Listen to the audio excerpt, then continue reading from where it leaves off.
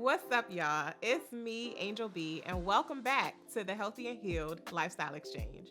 On this segment, I have the pleasure of speaking with Jaxon and Siobhan Copeland as we discuss why it's important for parents to use the proper terminology when talking to their children about their body parts. We know nicknames are often cute, and well, vagina and penis may make you feel a little uncomfortable, but allow us to help you get comfortable as we dive into body talk for kids.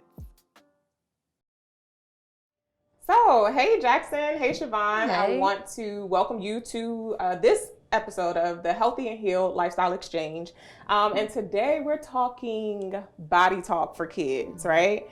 And Siobhan, you work in such a huge environment where you guys, you deal with what you deal with. And so I want you to be able to tell us that throughout this whole episode, right? Sure. And tell us why, like, you decided to talk important terminologies and things like that with Jaxon at such a young age. So tell us why that's so important to talk body talk for kids. Sure. So I would say probably I got into this work in 2011, volunteering at PG Hospital in their sexual assault domestic violence unit.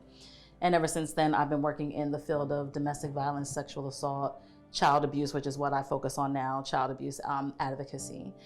And one of the things that I find in this career path is really important for young children to know the names of their body parts and things like that, because not knowing those things makes them more vulnerable to perpetrators. So it was important to me at an early age to teach Jax the right terminology for his body parts so that he was comfortable saying that, so that should or if, God forbid, someone were to try to harm him, he would feel comfortable disclosing to me or another trusted adult. I think that is so dope because not a lot of parents think that to teach that. Like we don't, when you, as a parent, you don't think somebody's going to harm my children, right? And so I'm a caregiver at, by trade. And so I come into homes, and one of the things I find myself teaching parents is being open and honest with their children about what their body parts are. And so what are those terms that you teach Jaxon? Sure.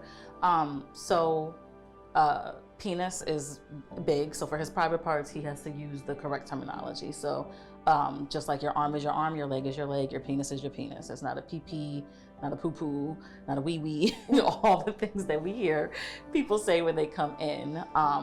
Your butt is your butt or your bottom, your nipples are your nipples. Like, use the correct terminology for those terms. And so early on, we were using that, and even with my 20-month-old now, we're already getting him used to saying or trying to say those words. So Jaxon, have you been teaching your little brother proper terms to use for his body parts? Yes. Yes. What kind of terms do you teach him? I teach him a lot of new stuff that he hasn't learned in a while yet, which is like being respectful and being don't touch your private parts. So Siobhan, you and I talked, and one of the biggest things you said was that you teach permission, right? Yes. And you told me something Jaxon even experienced with his little brother about permission. Jaxon, what did you ask your brother when you were giving him a bath? Like, what do you ask him? I usually ask mommy then Jet. Okay, what do you say? I said to mommy, can I wash Jet's penis? And then she said yes. And then when I told Jet, he said yes. Awesome. That is so awesome. Siobhan, like, what is the importance of teaching children permission? Like, how do you teach that to a child? So like with kids this age, I sort of do examples with them. So for example, Jaxon, can mommy have a kiss? Yes. Mwah. Okay. So what is that called? Verbal consent. Verbal consent. Good job, Jax. And what does that mean? What does that phrase mean, verbal consent? Verbal consent means when you hear a yes or a no. Good. And so we do examples like that to try to get him used to that. We've been doing that since he was 3. And so as you can see now, he's really comfortable. It's almost like second nature to him. So raising 2 boys and two black boys, it was really important for me for them to grow up understanding what verbal consent is and being very comfortable with it. Like second nature, like riding a bike. It's just something that you know. If you hear a no, you stop whatever it is, whether you're wrestling with daddy or playing with each other, or when they get older into more sexual situations. Right. If you hear a no, you stop. It's second nature. You don't have to think about it. You just do it. And the same with a yes. Like, it's okay to move forward with wrestling or playing or anything like that if you hear a yes. And I also wanted them to be comfortable at an early age knowing it's okay to say no to adults. Because a lot of times, particularly in our culture, you know, go give grandmama a hug. Like, no, maybe they don't hang around grandmama that often and know that or feel comfortable just doing that. So you don't just give whoever, uncle, aunt, whatever, a hug or a kiss. It's okay to say no to adults if you're uncomfortable. And it's really important to teach children early on that that's okay, that they have agency over their own bodies. Yeah. Jaxon, I just love how well you explained what verbal consent is. Like, is it okay for me to have a high five?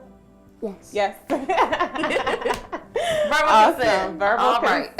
Yeah. So Siobhan, if you will, can you tell you know, our listeners what it is that you do? And you have, you know, some things that teaching things that you offer as well. So can you take a moment and tell us about that? So right now I am a child abuse victim advocate at the Child and Adolescent Protection Center at Children's Hospital in Washington, D.C. We have an outpatient clinic, although our clinic is in the main hospital. And what we do is we see patients who have, who are survivors of all forms of child maltreatment. So sexual abuse, physical abuse, human trafficking, torture, medical abuse, and neglect. So my patients have suffered from all of these things or some of these things. And what I do is I advocate for them. I've testified in front of DC councils to get certain policies enacted in DC schools and things like that. But we provide mental health assessments, and then we work with child abuse pediatricians who give the child a physical assessment or a sexual assault exam, whatever the reason is that they're coming to us. A part of that is education. A lot of times parents will come to us because a child is doing something that's normal in their development, but they think, oh, somebody touched them. And it's just a normal part of children exploring their bodies and growing. So I do education where I go out into the community, whoever will bring us, it's free. We teach ways to talk to young children as early as 3 about how to protect themselves. And we educate on child sexual abuse prevention specifically. It's a 2-hour course. We go to wherever people want us to go in the DMV, but it's all over the country. Nice. And like I said, it's free, and it's a really great resource for people to know in their organizations, whether it's a church or a daycare or just something you want to know for your own children, how to protect them against predators and give them agency and empowerment over their own bodies. Well, I love everything about it. And I want our listeners to be able to take advantage of that as well. So definitely, if anyone, you know, hears about it and wants to, I will definitely refer all of your information. And for you guys being a guest on this segment of the Healthy and Healed Lifestyle Exchange, I have a gift for you, Jaxon, and your brother. It's called God Made All of Me. Oh, yes, you can read. I forgot. It's by Justin Holcomb and Lindsay Holcomb. Awesome. And this book literally teaches parents like the proper terminologies, how you should high five someone and things like that. So I love everything about it. And this is for you, Jax. Make sure you share with your brother, okay? You can read right to him. What do you say, buddy? Thank you. You're very welcome. Well, I want to thank you guys for just coming to be open and vulnerable with our audience and with myself to just talk about these important things that we just don't think to talk about. Thank you for having us, and thank you for doing this. Absolutely. It's probably going to help a lot of lives, and I'm grateful for more education like this getting out there. So thank you. Yes. Thanks for coming.